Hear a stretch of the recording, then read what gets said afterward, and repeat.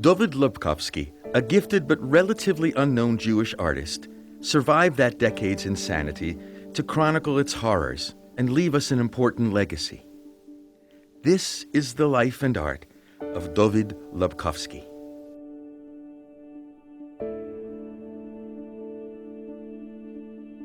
In Vilna, Lithuania, a 300-year-old great Jewish temple stood as a testimony to a tolerance that would soon disappear. A vibrant, cultured city, more than 50 theaters and galleries. The Paris of the Baltic. 250,000 people enjoying art and music, each practicing his own religion. 70,000 Jews living peacefully amidst Lithuanians, Russians, and Poles.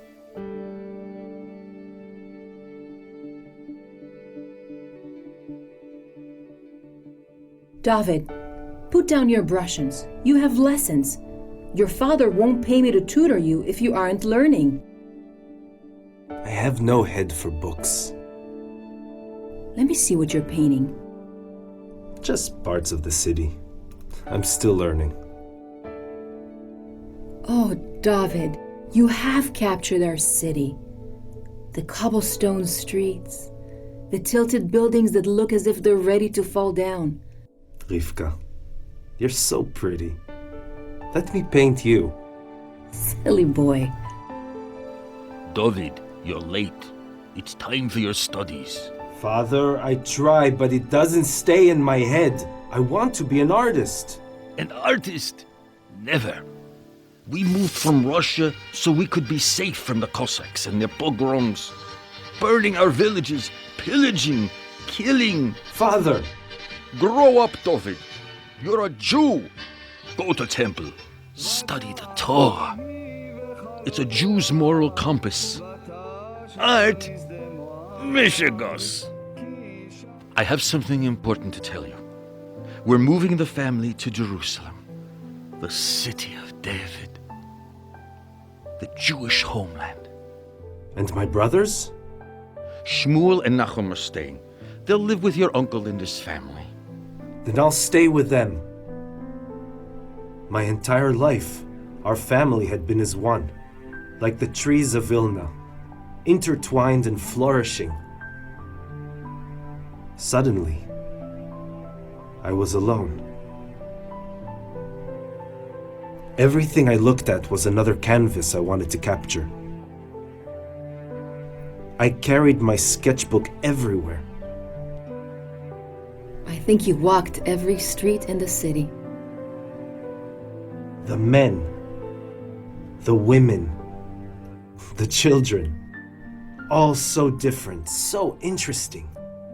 Weekends we joined the crowds, looking at the paintings artists offered for sale. And I discovered that group, the young artists of Vilna, men like me honing their skills. Artists, writers, poets, all eager to learn. Many would become famous. I saw paintings by Pinchas Kramen, inspired by other impressionists. His work displayed both light and emotion.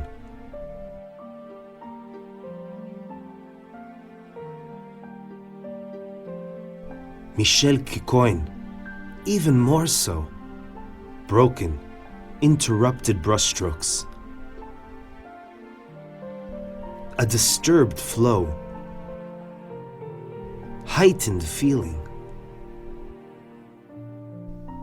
And I met Chaim Soutane. Eventually, all three would settle near Paris, sharing a fear that they too might end up in a concentration camp. Their art reflected styles I'd never seen before. David, I'm glad you like my paintings. You have raw talent, but you need lessons. I can't afford them. You need to study the masters. Learn how Rembrandt created a black no one could duplicate. Study Michelangelo, Sistine Chapel masterpiece. And Vincent van Gogh. His starry night will leave you breathless. Where would I go? I've got a friend in Moscow who paints theater sets. He would help you. you could earn enough money to afford classes. He spoke dreams. Could I really leave Vilna? Every night I'd find a place to be alone. Look up at the stars and wonder if they shined as brightly 1,000 kilometers to the east. Moscow! The near center of the universe. No one strolled. Everyone was in a hurry. So much energy. The bloody revolution of 1917 was now history. This was a new generation, a hopeful generation filled with optimism. I moved into a small garret, just a few blocks from the theater district. Thanks to Chaim Sutain, I got a job painting sets at Moscow's Yiddish theater. When David Lebkowski arrives in Moscow, he is a gifted neophyte. He's full of raw talent. But his world has been Vilna, a small city in Lithuania. Now he's in Moscow. There's a revolutionary new spirit in the air, an unbridled exuberance, a feeling that anything could be possible. He sees productions of Shakespeare. He sees Greek tragedies. He hears the music of Wagner and Beethoven. He sees the work of Marc Chagall, whose exquisite paintings decorate the foyer of the Moscow Yiddish Theater.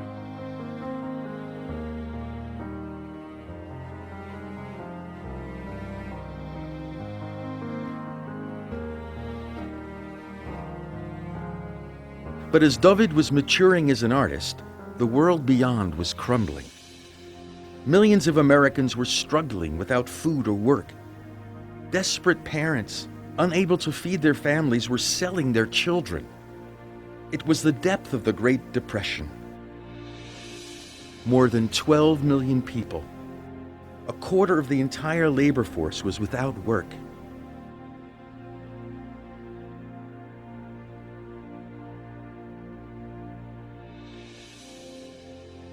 Bread lines stretched from New York to California, Chicago to Atlanta. At the same time, Germany was rising from the ashes of World War I. Adolf Hitler was building his war machine and urging his Nazi supporters to blame its Jews for their country's problems. To the east, Lenin's bloody revolution had morphed into the harsh dictatorship of Joseph Stalin, consolidating his control of the vast Soviet Union. More than 1 million men and women would be considered enemies of the state and would be killed or imprisoned.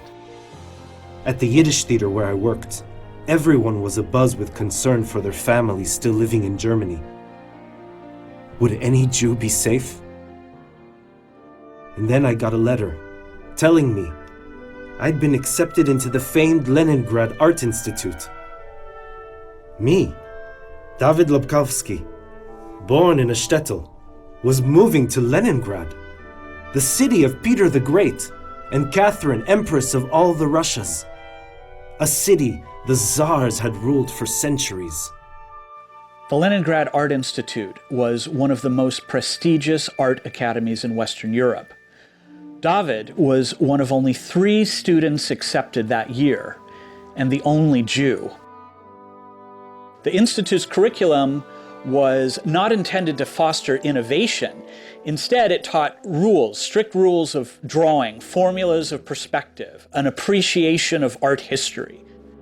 I learned so much. I had always painted by instinct. Now, I was beginning to understand shadows, contours, emotion. Meanwhile, in Germany, there was increasing chaos. Kristallnacht, the night of broken glass. All of a sudden, being Jewish mattered. Across the country, Nazi soldiers and sympathizers attacked Jewish stores and families, shattering windows, striking indiscriminately. More than 100 were killed, more than 1,000 injured. Anti-Semitism was now official government policy. Here in Russia, everyone was afraid. No one was safe. People were arrested or disappeared on nothing more than rumors. Leaders were in Stalin's favor one day and imprisoned for treason the next. We blinked. Russia and Germany signed a treaty of peace and trade, and we were hopeful. When we blinked again, it was gone. Germany invaded Poland from the west. Hitler broke his treaty with Stalin and his tanks swept into Lithuania. In the next years, the Nazis would march 100,000 Poles, Lithuanians and Jews into the forests of Ponar and force them to dig their own graves before shooting them. Of the 70,000 Jews who had lived in the country, less than 7,000 would survive. Some would write their names on small rocks, hoping that someone, someday, might remember.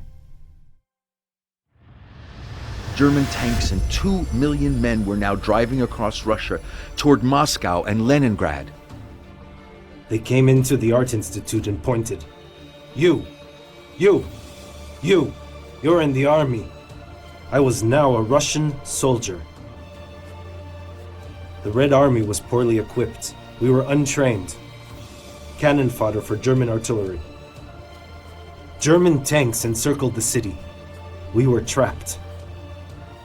600,000 civilians living in Leningrad would perish from starvation. The German army would lose more than 1 million men in their failed attempt to conquer Russia. And then for me, it was over. The secret police grabbed me. An hour later, I was deposited in a black hole. The door closed. I was in the dreaded Lubyanka prison. I could hear voices. Who are you? It doesn't matter. We are all in Dante's 7th level of hell. But when will I get to have my trial? Don't be in too much of a hurry. You could be sentenced to death. But I've done nothing wrong. Irrelevant. My name is Boris Ostrovsky. I was a cartoonist. They said my cartoons offended Comrade Stalin. Either way, we'll know our futures soon enough. David Lepkovsky, prisoner 8679. You have been convicted of sedition and sentenced to 8 years of hard labor as an enemy of the Union of Soviet Socialist Republics.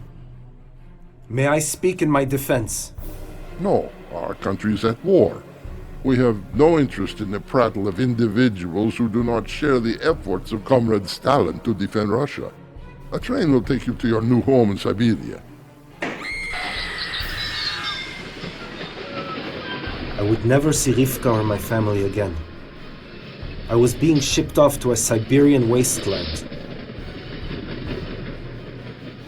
Siberia, raw, uninhabitable land, more than 2,000 miles from Moscow. Prisoners forced to work in freezing conditions on minimum food. At dawn, the workday began, and the outside world ceased to exist. The prisoners soon became gaunt shells of the men they had been. Many men never survived their sentences. And then, luck! I sketched a picture of a guard. The man liked it and told others. Soon I became the camp's tattoo artist. It was a job that allowed me to escape much of the brutal work and freezing temperatures. It's cool having a prisoner who has talent. Your tattoos are quite artistic. Worth an extra portion of meat? You Jews like to haggle, don't you? You call it haggle. We call it survival. A hammer and sickle. Good, good. It'll tell everyone I'm a good Russian.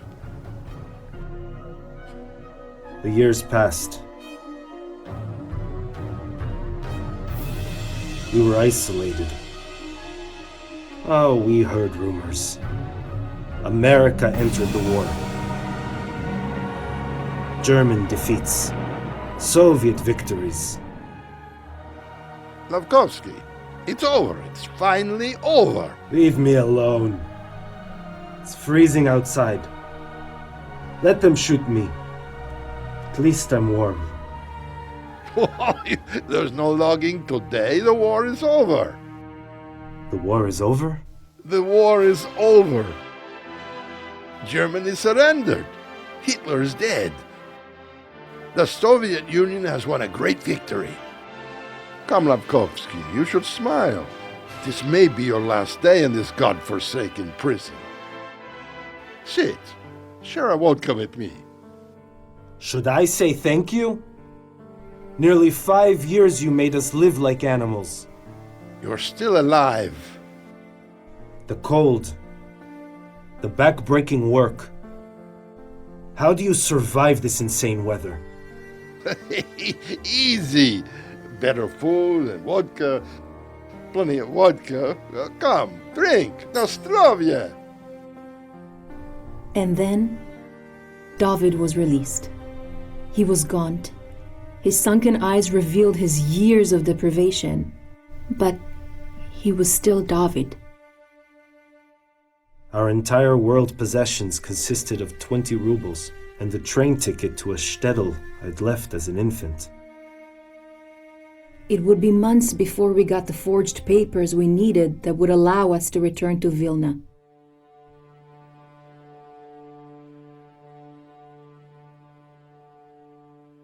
Everyone we'd known was dead or gone. Few buildings were standing. American and Russian bombs had flattened nearly everything. Those first days, Rivka and I could do nothing but cry. We'd wander the streets, picking through the rubble, seeing devastation. We'd see others with blank stares, the lives they had known, gone. We found the building where I'd first met all those young artists. Their spirits still haunted the broken walls. I could hear their voices, their laughter, and most of all, their constant arguments on colors, shadings, shapes, even which brushes were best. In a corner, we found some old bent tubes of paint. David sobbed as he gathered them lovingly. My hands would shake as I held a paintbrush and tried to make sense of the emptiness that engulfed us. Slowly, we tried to piece together a life. We found a small apartment that still had 3 walls standing. I found children to tutor, and we settled into a routine. I took menial jobs just to survive. I would paint a wall, get paid a potato.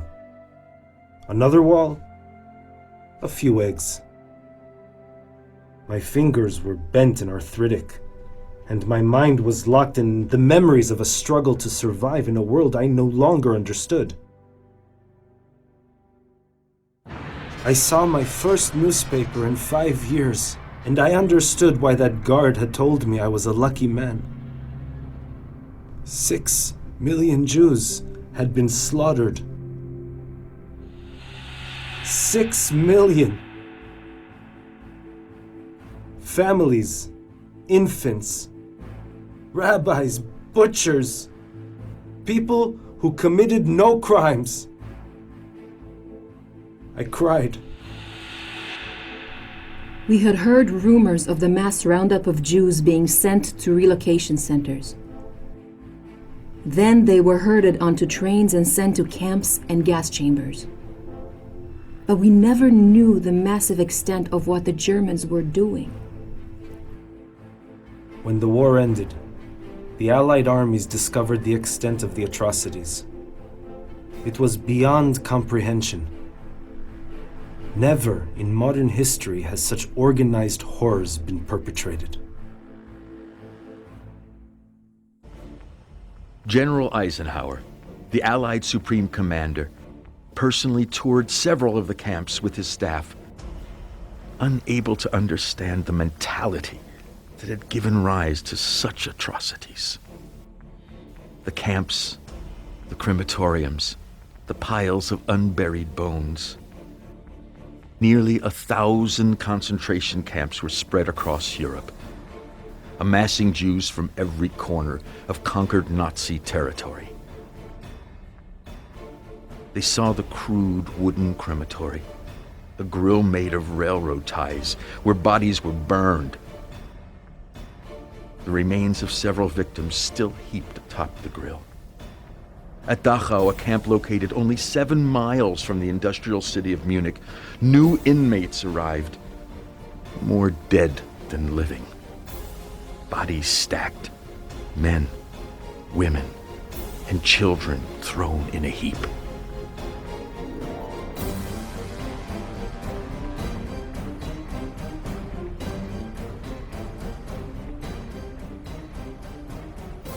There were weeks and months in that Siberian prison when I wanted to die. But I survived. 6 million Jews wanted to live, but they were slaughtered. Why was God so perverse? Why was I spared? I knew God must have had a purpose. Then I heard my father's voice. Even the great rabbis don't know God's purpose, my son. All your mother and I wanted for you was better than what we had. A life without pogroms or hunger. A family and a home where a man could raise his children and lead a righteous life. And then I felt a clarity I hadn't felt before. My fingers moved with a new ease, and I understood. Someone needed to remind those who came later that there had been families. People who had loved one another and were proud of their Jewish history and traditions. I began to paint with a purpose I thought I might never regain. Not the broken buildings, but as I remembered it as a young boy, before all those lives were broken as well. The trees. The people. Look there. That's Mrs. Strauss with her granddaughter. And Mr. Pfeiffer. He always kept small pieces of candy in his pocket for the children. And the peddlers, shouting out as they walked the streets. The old David had returned. We walked the city searching out paints, brushes. Rivka, do you remember Zalman the beggar? Of course! Zalman, get a job, my father would shout. Why should I work? People give me bread, a few kopecks. It makes them feel good. If I worked, who would make them feel generous? And Rose, I remember you painted her wedding picture. And the ceremony under the chuppah. Yes. Not a pretty girl, but very sweet. And the music. Everyone dancing, celebrating. I cry when I remember those days. Rabbi Meir, teaching the children and studying the Torah. But what I enjoyed most was sitting by the river, watching the leaves change color with each season. I would try and get you to study, but all you'd say was, Later, I remember. I wanted to catch the sun's light coming through the trees. I could smell the flowers, and I tried to transfer that smell to my canvas. Silly, I suppose. Of course. But no different than a poet trying to capture those same feelings in words. In 1948, the United Nations approved a Jewish homeland, and the tiny nation of Israel was established on lands it inhabited 2,000 years earlier. Hours later, the new country was invaded by 7 of its Arab neighbors. We followed the news. We saw the faces on newsreels. listen to radios. These were our brothers and sisters who had survived the camps across Europe and Siberia. Israel survived that first onslaught, and immigrants flooded in to join the native Sabras. European Jews who had survived the Holocaust worked side by side with Russian Gulag survivors on kibbutzes, building a new nation, growing cotton, arid deserts blossoming with fruits and vegetables, railroads, homes for new families. Israel would survive. We requested permission of the Soviet officials to emigrate, but like all Russian Jews, we were denied. Finally, in 1958, we were permitted to leave, and our souls took the first deep breath of freedom we hadn't experienced in more than a half-century. David and I cried as our feet touched the ground. So many had died to make this possible. I began painting the Israeli world that had become our life. The deserts. The Western Wall. I tried to capture the new Jewish spirit. Were we really here? Finally safe?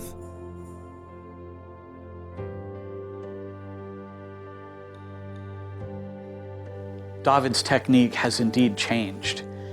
His subject matter becomes more peaceful. His palette becomes softer. The colors more sensual. Everything he's learned in the Institute, all the rules, the techniques, they disappear. All the terror from the years gone by are gone, and what's left is a kind of joy, a kind of freedom that most painters go through their whole lives hoping to find.